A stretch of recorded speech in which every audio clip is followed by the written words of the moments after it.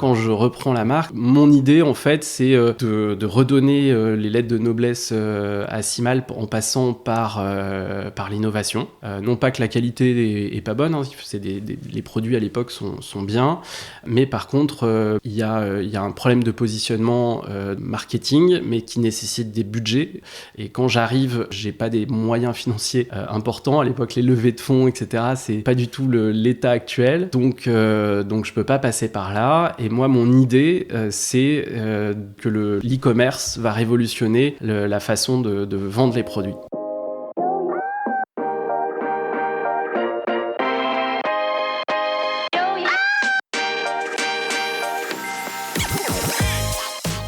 Bonjour et bienvenue parmi les Digital Doers, votre podcast source d'inspiration pour les acteurs de l'innovation. Ce programme est coproduit avec Comexposium pour l'événement incontournable qu'est le One-to-One Retail e-commerce de Monaco. Je suis Cyril Duplessis, acteur du changement dans le digital depuis plus de 20 ans. Je donne ici la parole aux personnalités de notre écosystème en France, qu'ils soient prestataires, annonceurs, marques, retailers ou pure players. Ils sont des acteurs engagés dans leur business et l'innovation fait partie de leur quotidien. Source intarissable d'inspiration, je vous propose une conversation dynamique et sincère pour vous donner accès à leur retour d'expérience, leur vision et leur analyse sur les tendances et les perspectives marché.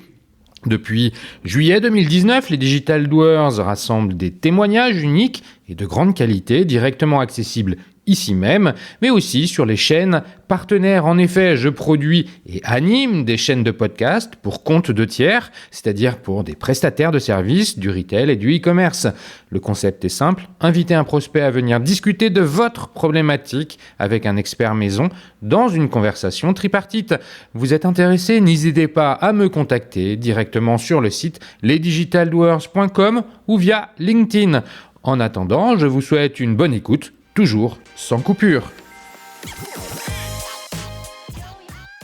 Qui s'est déjà rendu à la montagne sait combien l'équipement est clé. Qui n'a pas en tête des souvenirs de froid intense à cause d'une mauvaise veste ou de mouvements difficiles à cause de vêtements mal adaptés. Dans cet épisode, nous aborderons beaucoup de sujets passionnants. Les sports de montagne, vous l'aurez compris, mais aussi l'innovation, la marque, l'entrepreneuriat et l'internationalisation. En effet, j'ai le grand plaisir de recevoir Lionel Marsan, le CEO de Simalp, fabricant et équipementier outdoor pour les sports de montagne. Fondée en 1964, la marque a un historique et une histoire unique. Mais avant de les découvrir, nous allons nous intéresser au marché de l'équipement outdoor en France et en Europe. Les sommets de nos massifs sont de plus en plus populaires, les sports de montagne et ces compétitions sportives sont de plus en plus nombreux. Dernier exemple en date, l'Ultra Trail du Mont Blanc 2022 a battu tous ses records de participation et d'audience. Nous poursuivrons avec la proposition de valeur de Simalp. Nous allons revenir en détail sur les fondamentaux de la marque pour comprendre comment elle s'est redéployée depuis 15 ans. Enfin, nous demanderons à Lionel de nous expliquer les stratégies data, CRM, acquisition, fidélisation réseaux sociaux, bref, ce qu'on fait habituellement ici sur ce podcast. Mais avant de commencer, Lionel, pourrais-tu te présenter en quelques mots ? Bonjour, merci déjà de me recevoir sur ton podcast. Lionel Marsan, je suis le papa d'un petit garçon de 8 ans j'habite sur Lyon et j'ai la chance de diriger Simalp, une entreprise basée à Valence. T'es plutôt un profil ingénieur, t'es plutôt un profil commercial, t'es quoi à l'origine ? Alors j'ai fait une formation d'ingénieur dans les télécoms. Mais je me qualifierais peut-être un peu entre les deux. J'aime beaucoup le marketing aussi, le commercial. J'ai grandi avec des parents entrepreneurs, on va en parler, et j'ai toujours adoré le commerce. Alors ça c'est arrivé peut-être un peu après, il y a peut-être un ADN familial. T'as fait cette formation d'ingénieur, t'as poursuivi par le lancement de ton parcours professionnel. T'as commencé par quoi ? Alors, j'ai travaillé dans un premier temps dans mon domaine d'activité. J'ai travaillé sur Paris dans une boîte qui faisait de l'ingénierie de façon générale dans l'électronique et les télécoms. C'était une grosse boîte allemande, comme les Allemands savent bien faire, une belle PME de 2500 personnes. Une ETI quand même. Voilà, une belle ETI. J'avais envie de travailler là-dedans pour apprendre ce qui était une boîte structurée, comment ça a fonctionné depuis l'intérieur. J'ai fait ça 4 ans. Qu'est-ce que tu as retenu de cette expérience? Qu'est-ce que tu as appris?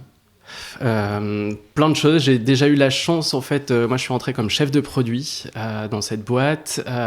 Au-dessus de moi, j'avais le chef des ventes, donc un profil très commercial, qui m'a appris plein de choses, qui m'a appris le commerce, alors plutôt en B2B, nos clients c'était Airbus, c'était des entreprises très industrielles, mais j'ai appris aussi à travailler avec les ingénieurs, parce que j'étais en fait l'interface entre le commercial et la R&D. Et c'est souvent 2 secteurs qui savent pas bien se parler. Là, on est en quelle année, juste pour avoir 2004. 2004. Ouais. Tu as cette première expérience. Tu l'as poursuivi comment? Après tu es resté 4 ans, ouais. Ça veut dire que tu as continué sur autre chose? Ouais, en fait, j'ai la chance d'être dans une entreprise qui a une belle croissance, qui me propose d'avancer dans ma fonction. Donc je prends assez rapidement des fonctions de direction de BU. Et en fait, je me rends compte au bout de 4 ans que pour aller plus loin, on me propose de partir en Chine. Et c'est pas forcément mon souhait, c'est pas ce que j'ai envie de faire. Et je me rends compte que quand tu es employé dans une entreprise, tu as des directives et je sens que j'ai une fibre entrepreneuriale un peu plus prononcée que mes collègues et que je vais avoir envie de monter ma boîte. Donc c'est ce que tu fais, tu quittes pour monter la boîte, et c'est directement là on rentre chez Simalp? Non, on rentre pas chez Simalp, on passe avant dans du contrôle qualité. Je crée avec 2 copains d'école une boîte de contrôle qualité en Chine pour le coup. On commence finalement la Chine, sur la Chine. Elle était, c'est un sous-jacent. Ouais, c'est ça. Donc moi donc on le verra tout à l'heure, mais l'entreprise de mon papa, je vois que donc il est dans le textile et il a du mal à faire fabriquer. Lui, il fabriquait en France. Il savait bien fabriquer en France. Il sait faire fabriquer au Maghreb, mais il a des problèmes de prix, comme tout le monde à cette époque-là. Il doit aller fabriquer en Chine et il n'y arrive pas. Et donc, je convainc 2 camarades de classe qu'il y a un truc à faire là-bas pour aider les entreprises, plutôt les PME, notamment sur le contrôle qualité. Donc on part et on développe AQM, ça s'appelle Asia Quality Management. Donc on commence en Chine. Donc vous vous installez là-bas? On s'installe là-bas. Eux s'installent sur Hong Kong et Shanghai. Moi je reste sur la France. Moi j'ai un poste un peu en double casquette. Je commence aussi à aider mon papa et puis l'entreprise. Je ne vais pas forcément rentrer dans tous les détails, mais à chaque fois que tu entreprends une petite entreprise, il y a souvent des hauts et des bas.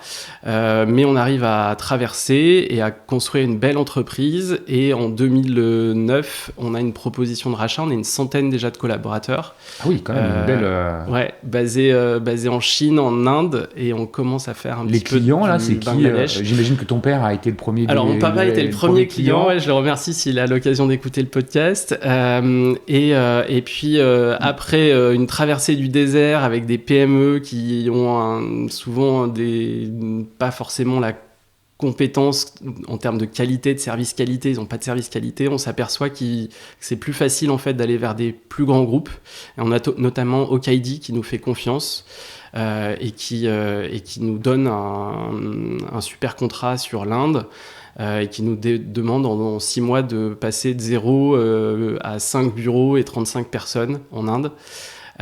Et donc là, AQM est lancé et là, va bien grandir. Ton rôle en France, il est davantage commercial quelque part ou pas? Est-ce que c'est toi qui es la tête de pont pour aller chercher les clients? Non, pas du tout. Moi, je ne suis pas du tout le CIO. C'est un de mes 2 associés. Ouais. Moi, j'ai le plus petit rôle, on va dire, dans cette entreprise.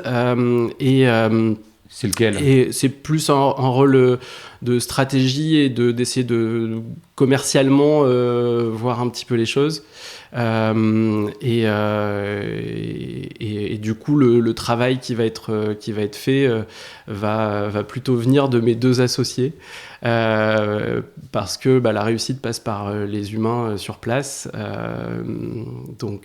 Et vous avez des clients qui sont majoritairement français ouais, majoritairement français. Majoritairement français. Tu as cité Okaidi, il y en avait d'autres que tu peux citer Alors, j'aurais pas le souvenir de tous les clients les plus importants. En fait, c'est le groupe Mullier. Du coup, quand tu travailles pour une boîte, tu as les autres boîtes qui arrivent assez vite. Donc, c'est pour ça qu'on a un développement aussi rapide et aussi fort. Et en fait, ce qui se passe, c'est que assez rapidement, on a une proposition de rachat. À ce moment-là,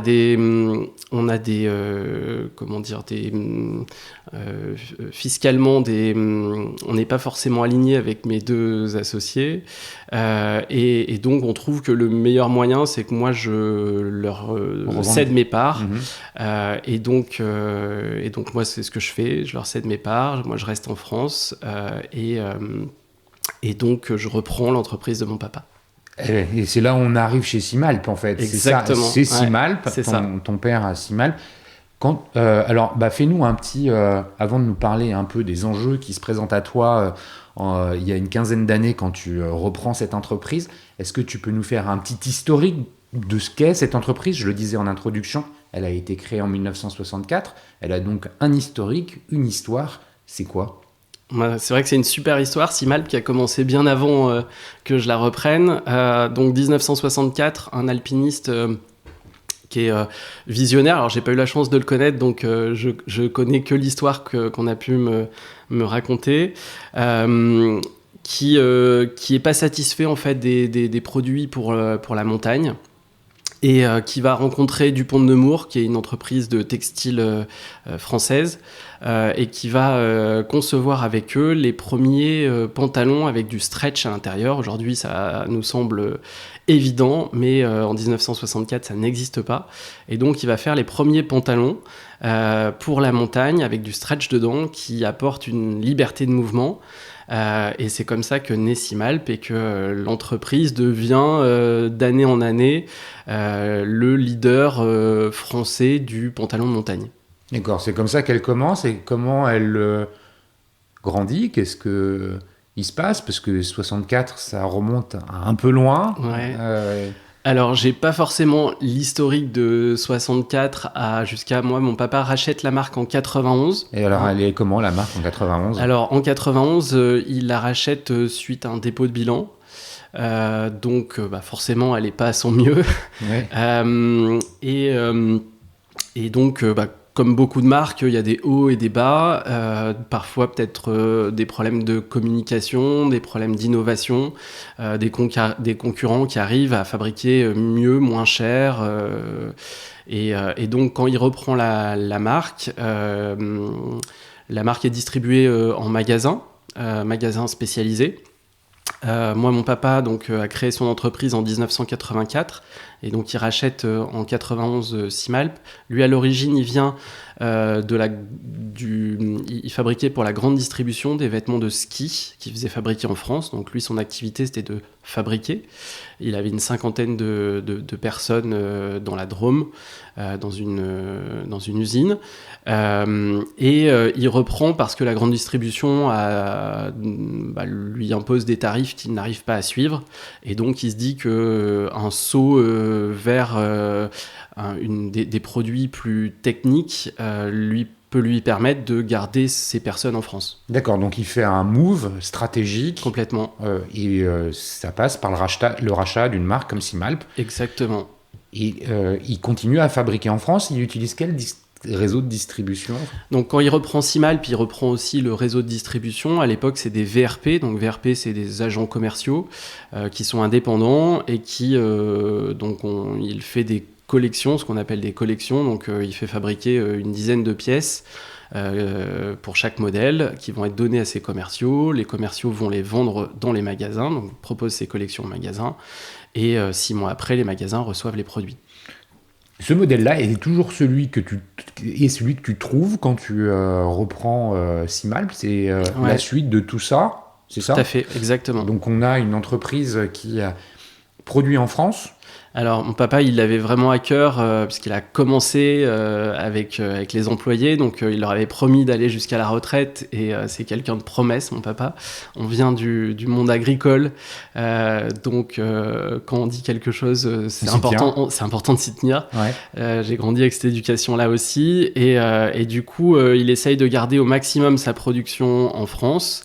Et il part aussi fabriquer au Maghreb, donc Tunisie, Maroc, pour avoir les plus petites séries qui vont être fabriquées en France, grosso modo, et puis les séries plus importantes qui vont être fabriquées là-bas. Et effectivement, c'est le modèle que je retrouve en 2009 quand je reprends l'entreprise. Donc, entre-temps, mon papa a racheté d'autres marques qui sont des marques plus sportswear. Et donc le constat, c'est que le marché a évolué, des marques américaines sont arrivées entre-temps, comme The North Face, Columbia, avec un marketing très fort, ce qui n'est pas la culture française à l'époque, donc peu de communication, peu de marketing, on mise tout sur le produit et puis le rapport qualité-prix, sauf que le consommateur, il attend aussi d'être inspiré, d'avoir des marques qui leur parlent. Ouais, c'est ça, une belle présentation de la marque, et ça, c'est un peu moins son ADN. Mon papa, il a plus un ADN de produit, de finance. Ouais, il était plus dans la. L'innovation avait produit. L'innovation, elle est au centre de Simalp. C'est vraiment quelque chose qu'on retrouve au démarrage de Simalp. C'est pour ça que Simalp est né. Et moi, quand je reprends la marque, c'est vraiment mon idée, en fait, c'est de redonner les lettres de noblesse à Simalp en passant par l'innovation. Non pas que la qualité est pas bonne, hein, les produits à l'époque sont bien, mais par contre il y a un problème de positionnement marketing, mais qui nécessite des budgets, et quand j'arrive, j'ai pas des moyens financiers importants. À l'époque, les levées de fonds, etc., c'est pas du tout l'état actuel, donc je peux pas passer par là. Et moi, mon idée, c'est que l'e-commerce va révolutionner la façon de vendre les produits. Donc tu veux additionner finalement au canaux de vente existant celui des ventes en ligne, et ça, c'est un peu l'objectif principal quand en 2009 tu reprends Simalp. Alors, quand je reprends, j'ai même une vision un peu plus trop avant-gardiste. C'est que moi, je pense que Internet peut suffire comme canal. Donc, en fait... Une pure DNVB. Oui, c'est ça. Ça n'existait pas, le mot DNVB en 2009. Mais moi, c'est vraiment ma vision. C'est que je me dis que des produits techniques, à l'époque, on achète principalement... Il y a des marques comme Sarenza qui commencent à vendre des chaussures, etc. Je me dis, mais pourquoi on ne peut pas vendre des produits techniques ? Il y a un argumentaire très technique quand tu achètes un produit de montagne. Donc ça doit pouvoir se vendre sur Internet directement. Malheureusement... c'est pas forcément le... Ça s'est pas passé ça aussi simplement voilà, que prévu, mais c'est ça. Tu vas nous expliquer un peu après justement comment tu as fait pour déployer l'entreprise, la faire croître et aujourd'hui asseoir une présence internationale, principalement en Europe. On va revenir sur tout ça. Avant ça, comme je le disais en introduction, on va parler du marché pour bien comprendre finalement les enjeux d'une entreprise comme Simalp. Les consommateurs ont probablement évolué sur les 15 dernières années. Ils ont des attentes qui sont différentes, une vision de l'outdoor qui est probablement différente, donc des besoins différents. Parle-nous un peu du marché. Qu'est-ce qu'il représente en Europe ? Est-ce que c'est d'ailleurs le plus gros marché au monde ? Point d'interrogation. Comment ça fonctionne et quelles sont les tendances qui se dessinent ? Alors aujourd'hui, le marché, il est quand même, on peut le diviser en trois... Il y a 3 continents qui sont très forts. Il y a l'Amérique avec le Canada, hein, qui est quand même le plus gros marché. Ensuite, l'Europe, qui est un marché ancien, historique. Et puis l'Asie, qui, en quelques années, ces dernières années, est un marché maintenant qui est très très important. Donc j'ai pas de chiffres sur quelles sont les proportions entre ces trois continents, mais c'est les trois grandes zones de distribution. L'Europe reste un des une grosse locomotive pour le marché. Restons justement sur l'Europe. Comment tu les décris, les consommateurs aujourd'hui? C'est quoi les évolutions dont tu as été témoin? Alors l'évolution la plus notable de ces dernières années, c'est qu'aujourd'hui on a des consommateurs qui sont sur plusieurs activités. Le Covid a été un bouleversement, je pense, du marché outdoor, avec les gens qui se sont reconnectés à la nature. Aujourd'hui, le consommateur, il va pas être uniquement un alpiniste ou un randonneur, il va aussi faire du VTT. Il va être généralement pratiquant multisport. Et donc, nous, ce qu'on essaye de faire, c'est de faire des vêtements et de l'équipement qui puissent être multi-activités. Oui, ça, tu vas nous l'expliquer. Et donc, il y a une pratique qui est plus diverse des activités sportives en montagne. Je le disais aussi en introduction, cette fameuse course, l'Ultra Trail du Mont Blanc, qui fait un focus quand même très fort sur une activité estivale de la montagne. Justement, cette dimension estivale de la montagne est probablement là où la croissance se trouve. Est-ce que je me trompe en disant ça? C'est là où il y a de plus en plus de pratiques. Parce que quand on pense à la montagne, souvent, on pense sport d'hiver. Et aujourd'hui, est-ce que c'est toujours aussi vrai? Alors, je pense pas. Aujourd'hui, sur la France, pour prendre un secteur qu'on connaît bien, nous, quand vous regardez nos ventes, elles sont pas du tout majoritaires sur la région Rhône-Alpes. C'est l'Île-de-France qui arrive en premier. On peut faire du trail en Bretagne. Et la connexion à la montagne, en fait, elle va au-delà de simplement être dans des sommets.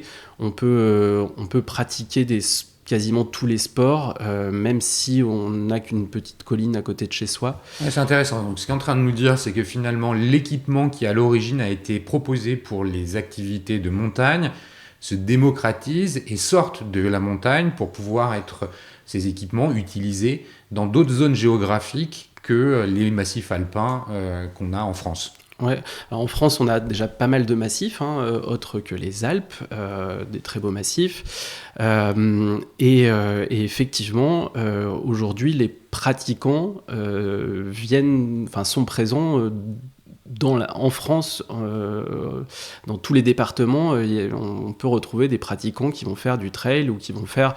et le ski, si c'était ta question aussi, le ski alpin, c'est un marché qui, ces dernières années, a été quand même très compliqué. Nous, heureusement, c'est pas un gros marché chez Simalp. C'est un marché qui est un peu à part, parce que c'est un marché qui fonctionne que 2-3 mois dans l'année, qui est très saisonnier, ouais. Et qui est effectivement sur des consommateurs. Alors, il va y avoir tous les passionnés de montagne qui vont aussi faire du ski, mais il y a effectivement des gens qui connaissent la montagne que par le ski alpin. Donc, c'est un peu à part, et nous, c'est un peu moins nos clients. On est vraiment plus sur des pratiquants... Sur l'outdoor, aujourd'hui... L'équipement outdoor, c'est quoi? Tu as des chiffres de croissance ou des chiffres de marché? Combien ça représente en millions, milliards? Ouais, alors c'est en milliards. On a des chiffres, on parle de 6 milliards de ventes wholesale dans le monde. Mm-hmm. Donc sachant que donc, le wholesale, c'est plutôt, on va dire, des marques plutôt premium. Aujourd'hui, on a un gros acteur qui est notamment Decathlon ou Intersport qui vont avoir des marques propres, donc ça rentre pas là-dedans. Donc on peut dire qu'on est sur un marché d'autour de 20 milliards en prix de vente dans le monde. Pour le monde, ouais. Mm-hmm. Et tu connais les chiffres pour la France ou des chiffres de croissance pour l'Europe, pour la France? Alors, en France... tout secteur confondu, tout sport confondu, outdoor, parce qu'il y a pas mal de sports dans l'outdoor. Là, ces dernières années, on a eu des croissances dans certains secteurs qui étaient entre 10 et 20%. Le Covid, comme je le disais, a été un vrai révélateur. Beaucoup de gens se sont mis au ski de randonnée, notamment l'hiver, faute de pouvoir faire du ski de piste. Et je pense que c'est quelque chose qui va rester, parce qu'en fait, on a redécouvert la montagne sans le bruit, sans toute cette agitation, ces queues. Et en fait, les gens ont découvert la connexion à la montagne. Et je pense que c'est quelque chose de formidable. Si le Covid a eu des bons côtés, je pense que ça peut en être un.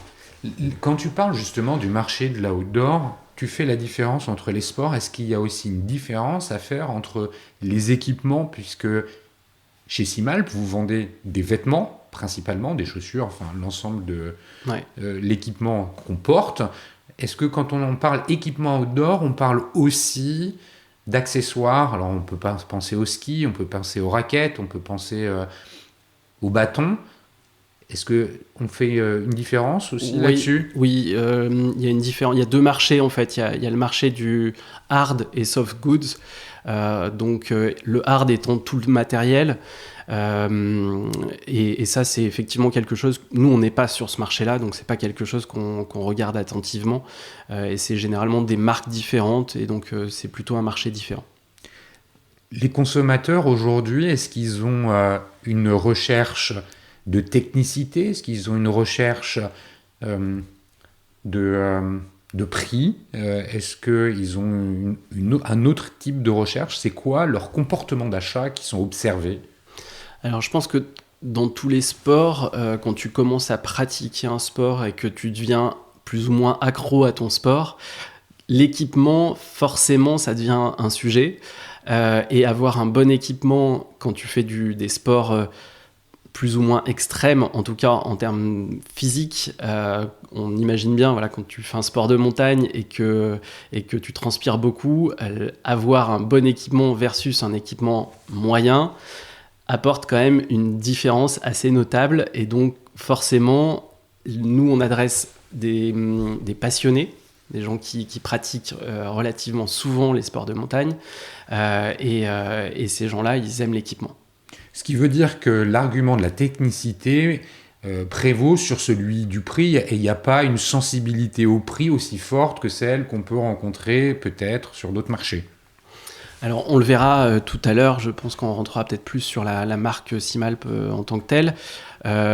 En France, on a la chance d'avoir Decathlon, qui est une entreprise leader mondial dans le sport, dans les sports en général, et qui a su amener des prix hyper compétitifs. Donc le prix est clairement un argument important, mais on voit quand même que les consommateurs aiment aller vers des marques qui proposent un équipement très technique, et notamment dans les échelles de prix, il y a des écarts assez importants entre une veste Decathlon, pour ne pas les citer, et une veste d'une marque premium qui peut aller de 1 à 10. Donc c'est des facteurs très importants. Donc ça montre bien qu'il y a de la place pour tout le monde. Bah justement, c'est une bonne transition pour parler de Simalp et comprendre la façon avec laquelle vous adressez ce marché, la proposition de valeur que vous défendez. Je t'ai laissé sur le sujet de Simalp au moment où tu reprenais en 2009, avec les enjeux de distribution qui étaient les tiens, ceux auxquels tu étais confronté, et tu parlais du canal de vente Internet. Globalement, quand on parle d'une marque, évidemment, il y a la distribution, mais avant de parler de la distribution, il y a peut-être le sujet du produit, de la fabrication du produit, de l'innovation, de la R&D. Peut-être qu'on va commencer par là, par les produits. Là, on en parle justement, la technicité, les premiers prix versus les marques premium. Est-ce que tu peux nous expliquer un peu le contexte produit dans lequel évolue Simalp ? Donc en 2009, quand je reprends l'entreprise, le produit qui existe, le produit Simalp, déjà c'est un produit qui a gardé son essence depuis la naissance, qui est un produit avec un bon rapport qualité-prix. Ça, c'est quelque chose qui fait partie vraiment de l'ADN de départ, de proposer des produits à un prix juste. Et c'est toujours le cas quand je reprends. Et j'espère que c'est toujours le cas aujourd'hui. En tout cas, c'est ce qu'on s'efforce de faire. Et pour la partie innovation, l'innovation et le produit sont essentiels sur ce marché. Et donc, pour concevoir un produit, moi, j'arrive avec mon background plutôt technique. Donc, ce que je fais, c'est que je me penche sur toute la chaîne de valeur et je regarde comment sont fabriqués les produits, à partir de donc on va parler de tissu. Rapidement, c'est ce qui va être rentré en première ligne dans un vêtement que tu achètes, ça va être la qualité textile. Et donc, la première chose à laquelle je m'attelle, ça va être de parler avec les fabricants de tissus directement pour essayer de concevoir avec eux des tissus qui apportent des bienfaits aux consommateurs directement. Ça, ok, on comprend l'innovation, la R&D autour du produit. J'ai tout de suite une question, et on en parlait avant d'enregistrer justement. Ton père faisait fabriquer en France les produits. Est-ce que c'est toujours le cas aujourd'hui? J'ai un élément de réponse quand je te pose la question. Comment ça fonctionne? La supply, globalement, de la fabrication Ouais. Donc moi, quand je reprends, j'ai donc une expérience en Chine, donc je connais bien le marché, la fabrication des vêtements plutôt en Asie. Moi, mon papa fabrique au Maghreb et en France, effectivement. La fabrication, aujourd'hui, elle est donc toujours en Asie. On fabrique majoritairement en Asie. Le textile, à la base, est produit par une entreprise, par des filatures. Et donc, tout ça est fabriqué aujourd'hui en Asie. Principalement en Chine, hein, tu me disais. Pas uniquement, mais principalement en Chine. Il y a une usine qui est partenaire de Simalp. C'est comme ça qu'on peut le décrire. Exactement. Ouais. On a la chance d'avoir un partenaire depuis le début. C'est un des premiers que j'ai rencontré. On s'est fait confiance mutuellement et on a grandi mutuellement. Donc ça, c'est pour la fabrication, donc faire les coutures. Ce qu'il faut déjà comprendre, en fait, pour répondre à ta question, c'est que des vêtements techniques nécessitent beaucoup plus de temps à fabriquer que des vêtements de prêt-à-porter. Oui, parce que les tissus qui sont utilisés sont plus complexes à fabriquer. Alors, sur la partie, il y a la fabrication du tissu, mais sur la fabrication même, donc le fait de faire les coutures, nous on a beaucoup de tissus, de vêtements qui sont étanches. Donc tu as deux opérations. Tu as une première opération qui va être le fait de faire la couture, et la deuxième opération va être d'étancher cette couture. Donc tu as un coefficient 2 entre une veste de ville versus une veste technique. C'est ce qui aujourd'hui nous limite dans notre capacité à arriver à faire des vêtements plus proches de chez nous.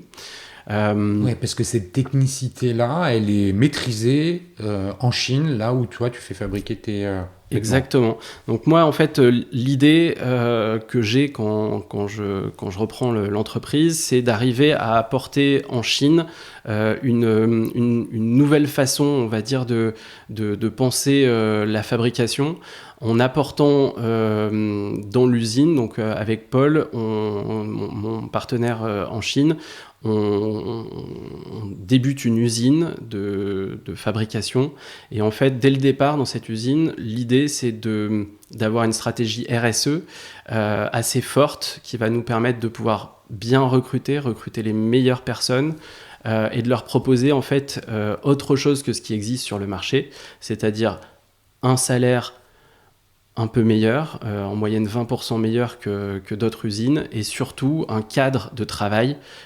plus proche des normes européennes, donc avec une cantine bio, avec des légumes qui viennent des alentours de l'usine, avec un cadre de travail avec on fait peindre l'usine avec des peintures sans bisphénol, sans PFC, etc. Donc moi j'ai assez tôt cette vision. Là, on est en quelle année ?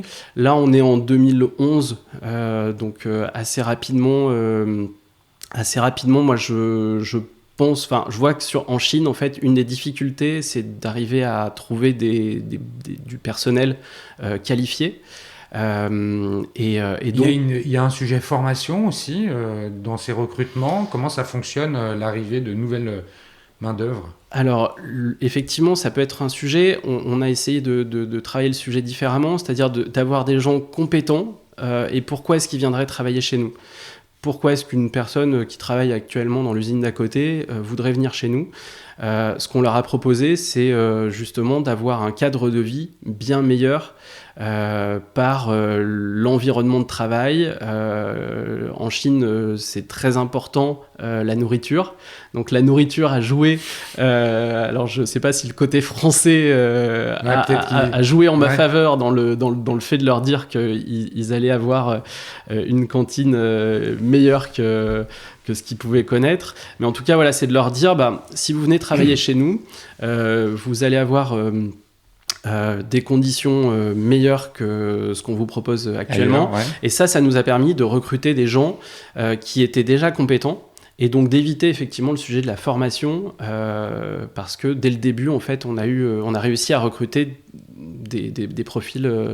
Donc l'outil de production est en place en 2011, dans des conditions que tu viens de décrire qui sont tout à fait satisfaisantes, presque proches des normes européennes pour les Chinois qui vont travailler là-bas. Tu as un partenaire qui t'accompagne dans cette fabrication. Je reviens 2 secondes sur justement l'innovation, la R&D. Comment ça fonctionne ? J'imagine qu'il y a un cahier des charges qui est envoyé, que chez toi, en France, vous, avec tes équipes, vous produisez, qui est envoyé à l'usine. Comment ça fonctionne ? Alors, moi, au départ, je passe beaucoup de temps en Chine pour travailler vraiment main dans la main avec les labos de R&D des fournisseurs de tissus. Une des grandes différences chez Simalp, quand tu achètes un vêtement Simalp, le tissu, il est fabriqué que pour nous. Alors au début c'est compliqué parce que j'ai assez peu de quantité, mais la chance que j'ai, c'est qu'on me fait confiance et j'arrive à avoir la sympathie des fabricants de tissus qui acceptent de travailler avec moi et de fabriquer selon ma volonté nos tissus, de développer, de faire de la R&D ensemble. Typiquement, par exemple, dans notre secteur, une marque qui est très forte, ça va être Gore-Tex, qui est un fabricant de membranes américain, qui n'est pas intéressé pour travailler avec moi parce que trop petit, parce que marque pas assez forte.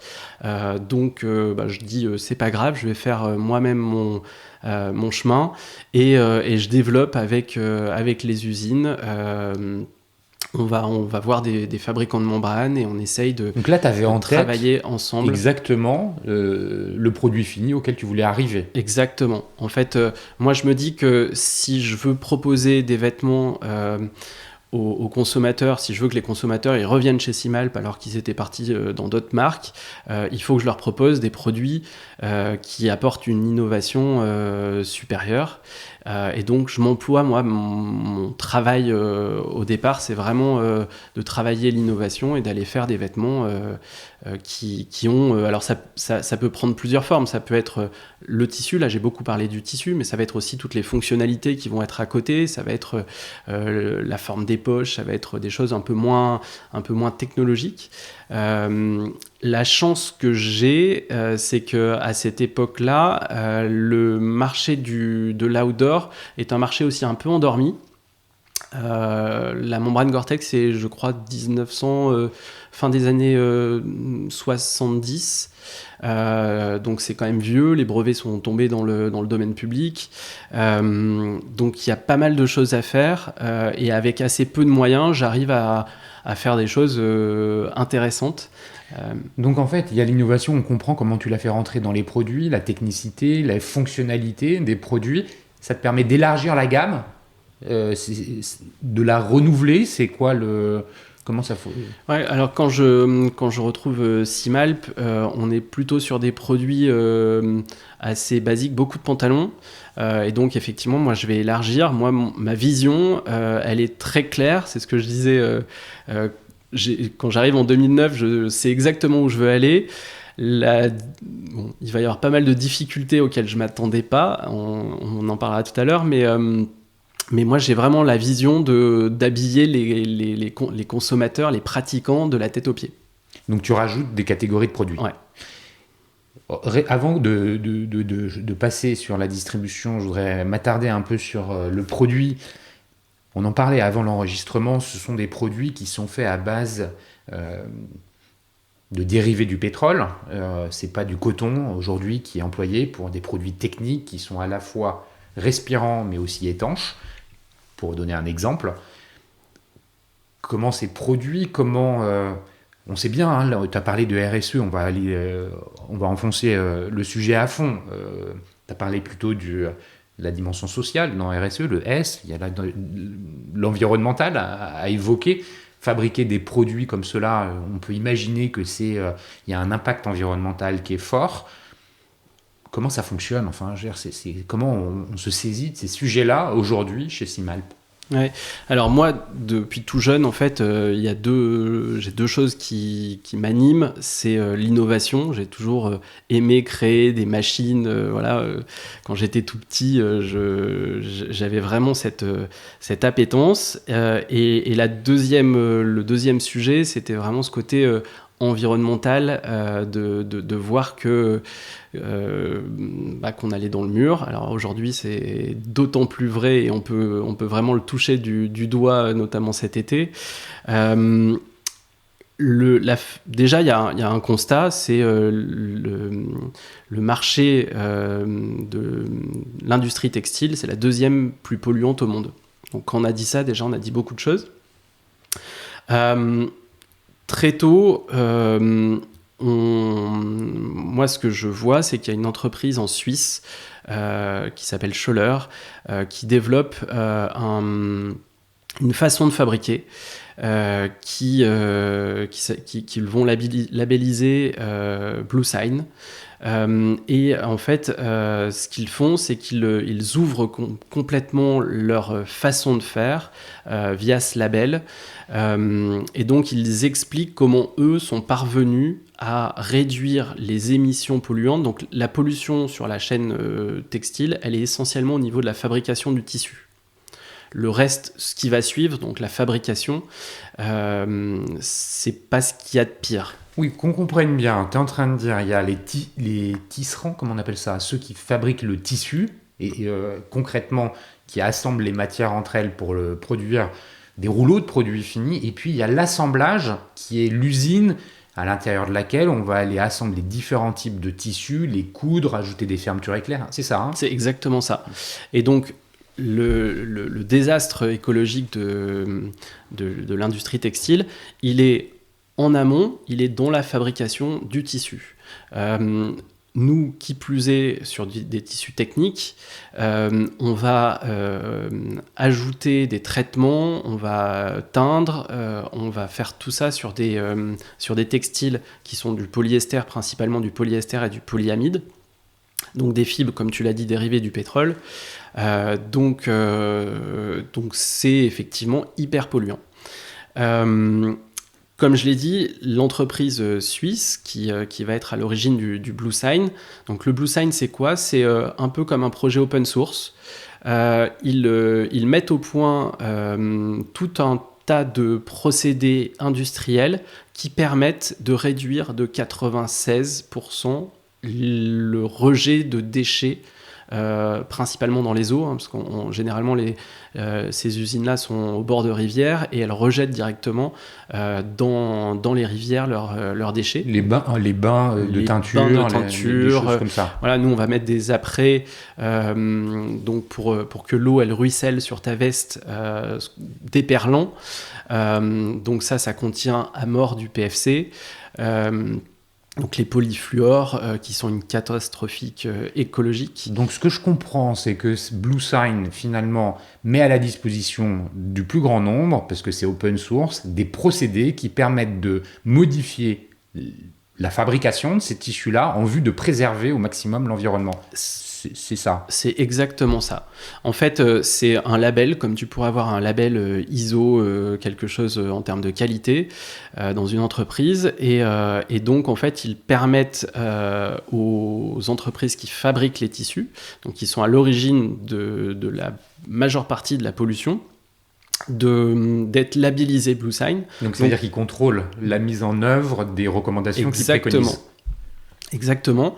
Et en faisant ça, les fabricants ont un label sur leur tissu, donc le label BlueSign, qui garantit... alors, c'est un label qui est encore peu connu, mais on commence à le voir dans la fashion, notamment dans des marques qui sont plus investies dans l'écologie. Et donc, c'est un label qui est en train de se généraliser aujourd'hui. Et ça veut dire que tu vas voir tes fabricants et tu leur dis les cocos, maintenant il va falloir faire autrement parce que vous êtes en train de polluer. Et pour continuer à travailler ensemble, il faudrait que vous appliquiez ces normes-là. C'est quoi leur réponse ?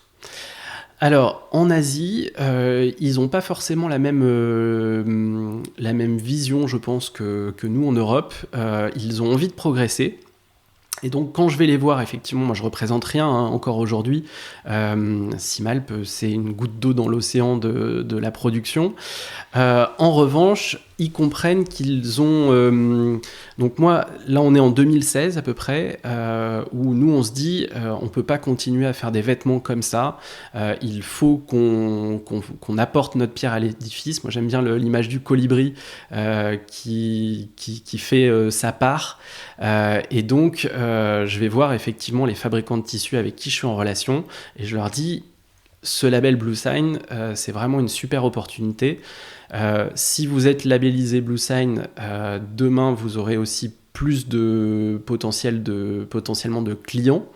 Et donc vous avez tout intérêt à faire les investissements qui sont en vrai à l'échelle industrielle pas forcément si lourds en vue de gagner 96% sur la pollution. Enfin, c'est juste énormissime, quoi. Et finalement, ils acceptent. Et finalement, alors, ils voient que le marché aussi est de plus en plus en demande. Tu as des marques, notamment des marques du nord de l'Europe, qui eux aussi amènent une certaine pression là-dessus. Et donc, ils me disent, OK, on va faire les investissements et on va passer. Ça veut dire qu'aujourd'hui, excuse-moi de te couper, quel est le pourcentage des fabricants de tissus auprès desquels tu te fournis qui appliquent cette norme BlueSign ? Alors aujourd'hui, sur le marché de l'outdoor, des vêtements techniques, je dirais qu'on est quasiment à 100% des fabricants qui ont fait le pas. Nous, on leur demande, moi quand je vais avec mon petit bâton de pèlerin, les voir en 2016, c'est encore assez minoritaire, voire très minoritaire, surtout en Chine. Donc nos tissus, ils viennent pas forcément uniquement de Chine, on se fournit aussi au Japon, en Corée, à Taïwan, des pays qui sont quand même plus en avance. Et donc déjà, à Taïwan notamment, on commence à avoir plusieurs fournisseurs qui ont fait le pas. Donc les Chinois, ils ont cette volonté de bien faire, d'être au top de la technologie.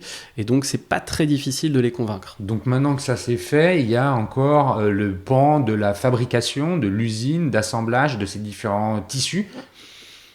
Ça pollue de faire ça ? On peut ? Ou comment on prend en charge la notion d'environnement dans l'usine avec ton partenaire, Paul ? Alors, à partir du moment où tu fabriques, c'est difficile de ne pas polluer. Clairement, ce que j'ai dit, c'est que la pollution, elle était principalement sur l'usine de fabrication du tissu. Le reste de la chaîne est quand même polluante. Et en fait, on s'est aperçu en faisant... donc nous, on a fait notre bilan carbone pour voir quels étaient nos axes d'amélioration. Un des axes d'amélioration principal, c'est de dire, à notre surprise, on parle beaucoup de faire fabriquer, de rapatrier la fabrication au plus proche de tes consommateurs, ce qui fait du sens, évidemment. Mais en fait, une des sources importantes de pollution, ça va être l'énergie que tu consommes. Alors là, au moment où on enregistre le podcast, on est, on peut dire, en pleine crise énergétique, donc ça fait d'autant plus de sens.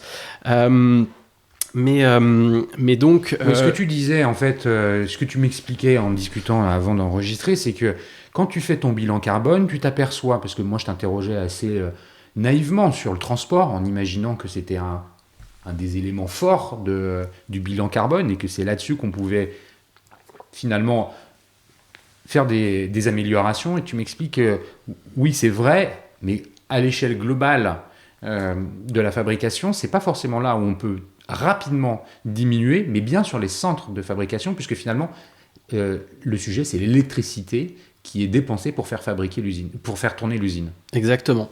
En fait, donc, on voit assez rapidement qu'entre un bateau qui va porter notre conteneur depuis la Chine et qui va l'emmener en France, au port de Marseille, nous on est à Valence, c'est pas très loin, et de faire fabriquer par exemple en Europe de l'Est, et de rapatrier ta marchandise par camion, le bilan au final carbone de l'énergie dépensée, il est quasi équivalent. Ça peut se discuter, mais ça va pas être une source importante d'économie.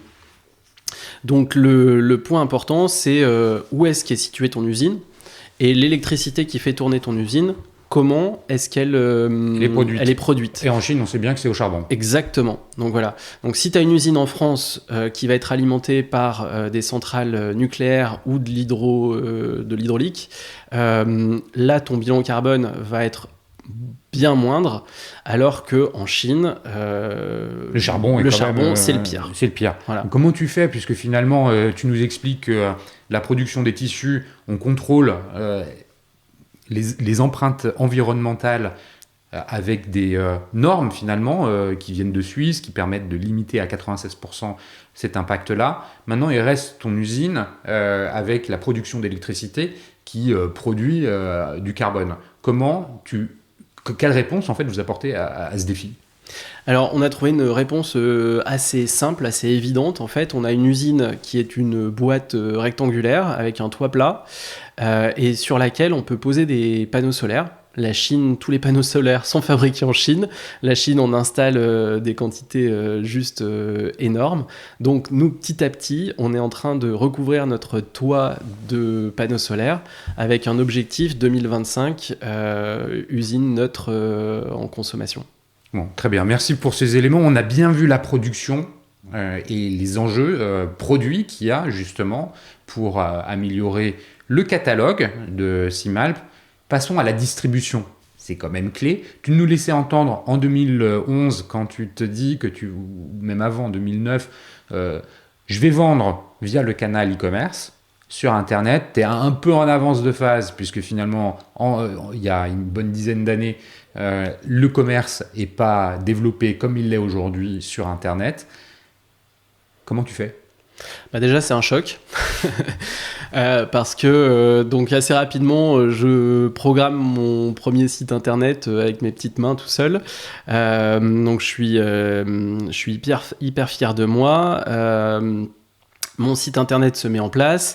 Et là, effectivement, on a une vente par semaine. Et du coup, c'est un peu la douche froide. On a des magasins qui rouspètent parce que ils vendent des produits et ils apprécient pas trop que nous on vende en direct. Donc c'est en 2009, 2010, 2011, on est sur un commerce en fait qui prend Internet comme un concurrent direct. L'image c'est on casse les prix sur Internet, c'est vous nous faites de la concurrence, etc. Donc moi j'ai un business model qui est bancal, voilà, c'est ça, avec des clients des commerçants qui comprennent pas mon idée. Et mon idée de départ qui était de faire une DNVB, ce qui à l'époque n'existait pas du tout, qui est beaucoup trop tôt. Donc j'ai 5 ans très très difficiles. D'ailleurs, s'il y a des jeunes entrepreneurs qui nous écoutent et qui sont qui se posent des questions et qui sont dans des moments difficiles. Ça fait partie de la vie de l'entrepreneur, il ne faut pas abandonner. Ouais, c'est ça. C'est difficile parce que on passe souvent par des moments compliqués où on se pose tout un tas de questions et j'ai fait le choix d'y croire et pour le coup, ça m'a porté chance. Mais donc, à force d'efforts, ça finit par prendre. Aujourd'hui, tu es toujours distribué en point de vente physique? Oui, on a gardé des distributeurs, les distributeurs historiques qui ont compris et qui ont cru en nous. On continue de travailler avec eux. Clairement, aujourd'hui, donc, on fait 90% de nos ventes en ligne. On a un magasin à Valence. Tu donnes des chiffres sur le chiffre d'affaires ou des notions de chiffre d'affaires On a fait 10 millions. On vient de clôturer là, notre bilan de l'exercice précédent à 9 millions 7, je crois. Et donc, avec des fortes croissances. Avec des fortes croissances, ouais. Très forte croissance. Bravo. Donc, ça veut dire que ça a pris, que finalement, la vision qui était la tienne, selon laquelle le canal Internet, l'e-commerce allait être le premier canal de distribution, s'est révélé être vrai. Comment tu as fait pour que les volumes, finalement, vendus en ligne, soient aussi importants pour représenter aujourd'hui 80 à 90% de l'ensemble? Alors, quand je reprends, Simalp est une marque qui est quand même en difficulté, revendue, mais principalement sur du pantalon et dans quelques magasins spécialisés. Le chiffre d'affaires est de 300 000 euros. Voilà. Donc, la première année, je crois qu'on fait 30 000 euros en ligne. Donc c'est hyper compliqué. Je suis obligé de conserver. Mon papa avait d'autres marques, donc je reprends son entreprise telle qu'elle est, avec je crois qu'il y a 4 ou 5 marques sur des vêtements sportswear, globalement tous vendus en magasin de sport. Et donc je suis obligé de garder tout ça. Ce qui est compliqué pour moi, parce que le sportswear c'est quand même très vite de la mode, et moi c'est pas du tout ma tasse de thé. Moi j'ai vraiment cette... Tu les abandonnes? Alors je les abandonne pas forcément tout de suite, parce que j'ai besoin de faire du chiffre. Quand je récupère l'entreprise fait 1,5 million. Donc Simalp en représente quand même une toute petite partie, on parle de 20%, quoi. Donc je peux pas abandonner les autres marques. Et donc je continue comme ça de 2009 à 2014. J'arrête toutes les marques en janvier 2014. Et ça, c'est un grand soulagement. Un grand coup d'accélérateur sur Simalp. Exactement. C'est ça. Ouais. Ce coup d'accélérateur, concrètement, c'est quoi? C'est aller finalement s'ouvrir à d'autres marchés, c'est investir dans de l'acquisition. Comment on fait pour... Là, on est en 2022, nous dire que tu fais 10 millions alors qu'il y a 15 ans, la même marque en faisait 300 000. Ouais, alors c'est ce qui fait ma fierté, je peux dire. On n'a jamais fait de levée de fonds. Donc j'ai la chance de pas avoir de pression financière sur les épaules aujourd'hui. On a fait les choses, c'est un peu ma façon de faire, je crois, qui est de faire les choses petit à petit. Donc la première année, on fait 30 000 euros en ligne. La deuxième année, on doit faire 80 000. Puis voilà, on a des croissances de 100% ou plus même.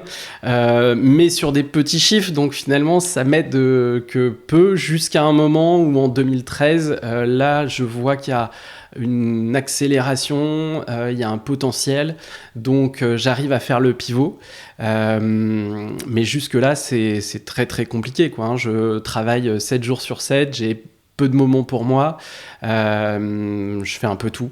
Je fais les photos. Combien il y a de personnes à l'époque là, qui t'accompagnent dans cette aventure finalement? On est, pendant longtemps, on reste une dizaine de salariés. Entre 2009 et 2014. Je te pose la question, je le disais en introduction, de l'internationalisation. Les ventes sur d'autres marchés, c'est aussi un facteur de croissance important pour toi? Alors oui, j'ai eu la chance de pouvoir recruter quelqu'un qui venait du secteur du vélo, donc un secteur assez proche, comme directeur export, et qui avait du coup l'expérience. Il venait d'une marque aussi assez proche. Nous, on se considère quasiment comme une DNVB, puisqu'aujourd'hui 90% de nos ventes sont online. Et donc aujourd'hui, on va faire 20% de nos ventes là normalement cet hiver hors de France. Comment on fait pour s'ouvrir à d'autres marchés? C'est compliqué. Je pense qu'il faut avoir Il faut avoir l'intelligence de se dire qu'il faut des gens qui sachent faire. Moi, j'ai essayé avant de recruter cette personne, de développer l'Espagne avec un stagiaire, ce genre de choses. Ça marche pas. En tout cas, pour moi, ça n'a pas marché. Et à un moment, il faut juger que ça fait partie de la stratégie de l'entreprise, se donner les moyens et prendre des gens dont c'est le métier, parce que vendre même hors de France, en fait, c'est pas la même chose que de vendre en France, quoi. Donc là, tu as réussi à le faire. Aujourd'hui, tu as donc une croissance forte dans les ventes à l'étranger qui vont pouvoir représenter jusqu'à 20% de ton chiffre d'affaires. C'est une belle réussite. Ça me permet aussi de passer sur la dernière partie qui est, je le disais, entre autres les réseaux sociaux, le data, la relation client. Il y a un énorme travail de branding qui a été fait. Aujourd'hui, il y a une prise de parole de la marque qui raconte une histoire. Comment tu as construit tout ça ? C'est quoi justement cette histoire ? Alors, en fait, Simalp, c'est une marque qui date de 1964, il y a une superbe histoire, il y a plein de choses à raconter. Aujourd'hui, on s'est posé la question, effectivement, le branding sur le site, il est assez clair et on a essayé de raconter cette histoire, justement. Aujourd'hui, nous, ce qu'on fait avec Simalp, c'est qu'on connecte les gens avec la montagne. Donc on permet au plus grand nombre, et ce par un rapport qualité-prix qu'on a toujours gardé. Aujourd'hui, quand tu achètes un produit sur notre site internet, moi je peux t'assurer que le prix il est honnête. En tout cas, on a cette... Ça c'est la promesse. En fait, tu es en train de nous parler de la promesse produit que tu vas utiliser pour prendre la parole vis-à-vis de tes clients, de tes prospects de façon plus large. Ma question, elle est la suivante. Est-ce que les réseaux sociaux viennent jouer un rôle important pour amplifier justement cette promesse ? Et si oui, comment vous les utilisez ? Alors déjà, en fait, ce que je voulais dire, c'est qu'il faut déjà être clair avec quelles sont tes valeurs, quelle est la valeur de la marque. Donc pour ça, on a fait un why et on s'est posé la question de c'est quoi Simalp, qui on est, qui est notre client cible, et donc d'où on venait, et du coup ça a simplifié en fait notre discours, et c'est aussi plus simple du coup d'avoir un discours pertinent, percutant sur les réseaux sociaux. Aujourd'hui, donc les réseaux sociaux clairement jouent un rôle fort je dirais depuis le début en fait. Comment vous les utilisez, les réseaux sociaux ? Est-ce que vous utilisez des influenceurs ? Est-ce que vous utilisez finalement des images, des vidéos ? C'est quoi l'utilisation que vous en faites ? Alors on a la chance d'être dans un secteur, ça c'est vrai que c'est une chance, je vois qu'il y a beaucoup de gens qui nous envient quand on parle de la marque, parce que l'outdoor c'est juste merveilleux. Déjà tu as des photos qui sont magnifiques, tu as des gens qui sont passionnés, ça fait rêver beaucoup de monde, donc c'est beaucoup plus facile que si on vendait potentiellement des produits industriels, quoi, clairement. Donc c'est beaucoup plus facile de trouver des ambassadeurs. Les ambassadeurs chez Simalp, donc on a une équipe, une team, ce qu'on appelle une team. Aujourd'hui, on a une vingtaine d'athlètes autour de la marque, donc qui sont des véritables ambassadeurs, parce qu'ils croient aussi, je reviens sur les valeurs, mais en fait, Simalp, on a un esprit très familial, mais familial pas au sens d'une entreprise familiale à l'ancienne, au sens de communauté. Ouais. On partage des valeurs communes, de passion de la montagne, mais encore une fois, on peut partager ces valeurs avec des gens qui viennent de toute la France. Il y a des passionnés de montagne partout en France. Ouais. Oui, c'est ça. Et donc ce dépassement dans tes activités sportives, c'est aussi quelque chose qui tu peux être à Paris et faire du running et adorer te dépasser, même si t'es pas un grand champion. On voit tout le monde équipé avec des montres qui mesurent sa performance, donc le dépassement de soi-même, tout ça c'est des valeurs qui rassemblent, et aujourd'hui c'est ce qui fait moi ma fierté, c'est dans notre équipe on a des des champions olympiques, des champions du monde dans le ski d'alpinisme, Marie Dorin qui a été une superbe athlète olympique. Et donc en fait, elle prend la parole sur les réseaux sociaux pour parler de Simalp, ou alors vous la filmez pour montrer qu'elle s'engage dans sa carrière professionnelle sportive avec des vêtements Simalp. Comment ça se passe ? Alors, je pense que c'est aussi ce qui fait la différence, c'est qu'on arrive avec, je pense, des atouts différents par rapport à d'autres marques beaucoup plus établies qui vont imposer des choses aux athlètes et aux personnalités qu'on va avoir dans cette équipe. Nous, on aime bien travailler avec eux, comprendre qui ils sont, ce qu'ils font, quels sont leurs projets et comment est-ce qu'on peut les accompagner. Et c'est dans leurs projets, donc c'est personnalisé, je dirais, sur chaque athlète. Certains vont être des athlètes qui sont encore en train de faire du sport. Pour d'autres, ils vont avoir fini leur carrière professionnelle et ils vont rayonner dans ce domaine-là. Donc, ils vont pouvoir donner des conseils, donc on va faire des vidéos avec eux, enfin c'est très personnalisé, on en a 20, c'est à la fois beaucoup et pas beaucoup, en fait ça reste très familial et c'est je pense ce qui fait l'attrait de Simalp aujourd'hui par rapport à d'autres marques qui sont beaucoup plus grandes que nous, c'est ce côté amical, jovial qu'on va retrouver. Moi vraiment ce qui m'anime en tant que patron de Simalp, c'est vraiment de voir la joie dans les yeux de mes collaborateurs quand j'arrive au bureau, entendre des éclats de rire autour de la machine à café.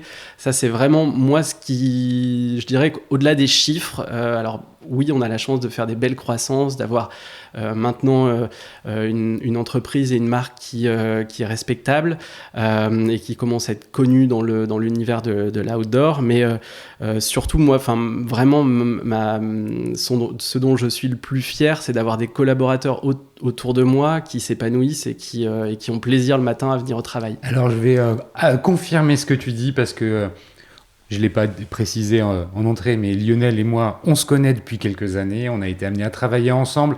Je peux vous confirmer ce qu'il dit. Ce n'est pas des paroles, ce n'est pas un discours marketing, c'est une réalité. C'est quelqu'un qui est profondément humain.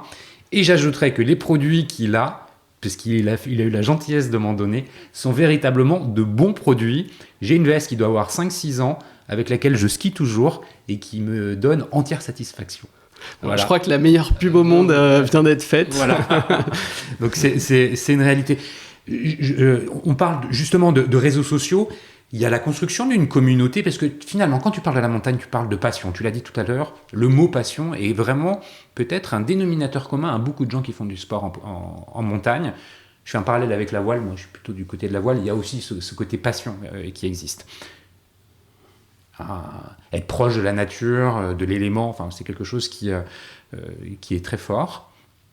Tu la crées, cette communauté, elle est active, c'est aussi ce qui contribue à faire de la notoriété autour de la marque, puisque finalement la notoriété est importante.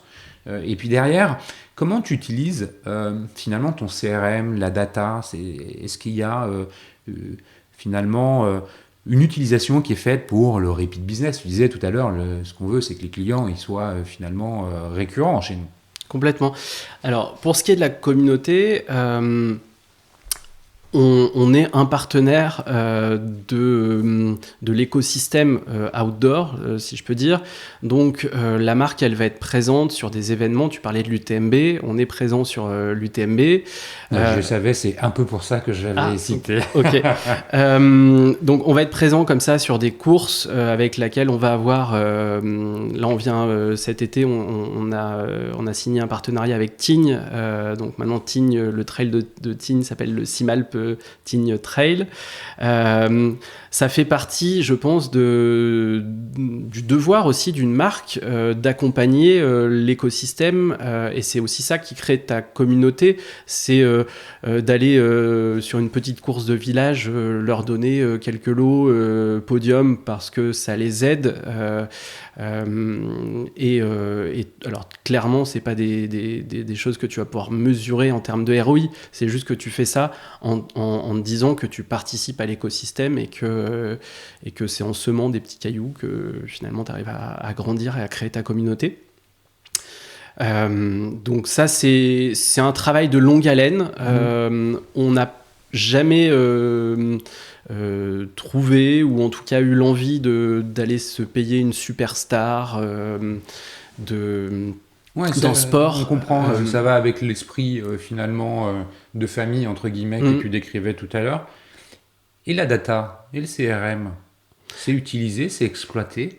Alors ça c'est un tout autre volet, là c'est un volet plus marketing. Oui. Donc on a chez Simalp maintenant, on a près d'une dizaine de personnes qui travaillent sur cette partie marketing. On a pas mal fait grandir les équipes là dernièrement, avec l'ouverture de postes notamment sur l'export, on en parlera peut-être tout à l'heure. Donc évidemment on a la chance d'avoir des gens qui sont passionnés, donc qui vont avoir besoin de potentiellement s'acheter plusieurs fois par an des produits pour l'été, pour l'hiver, pour différents sports. Donc clairement on a des scénarios, on a tout un tas de choses. On a un club, ce qu'on appelle un club VIP, qui est là aussi pour récompenser nos meilleurs clients. Donc tout ça, c'est quelque chose qu'on essaye de travailler et qui est hyper important chez nous. Justement, pour finir, je vais te poser la question du développement. C'est quoi les prochaines étapes? Tu parlais de l'internationalisation, de l'ouverture d'un poste justement. C'est quoi la suite de l'histoire en dehors de ce qu'on imagine, c'est-à-dire continuer à asseoir la présence de la marque sur son marché domestique? C'est faire la même chose dans les autres pays? C'est quoi la suite? Alors, il y a un boulevard devant Simalp. On a lancé il y a quelques années, il y a 3 ans maintenant, les chaussures qui sont dans l'univers quelque chose qui peut qui va être on souhaite que ça prenne une part importante. Aujourd'hui les chaussures ça représente encore que 5%, potentiellement demain ça peut être 50%.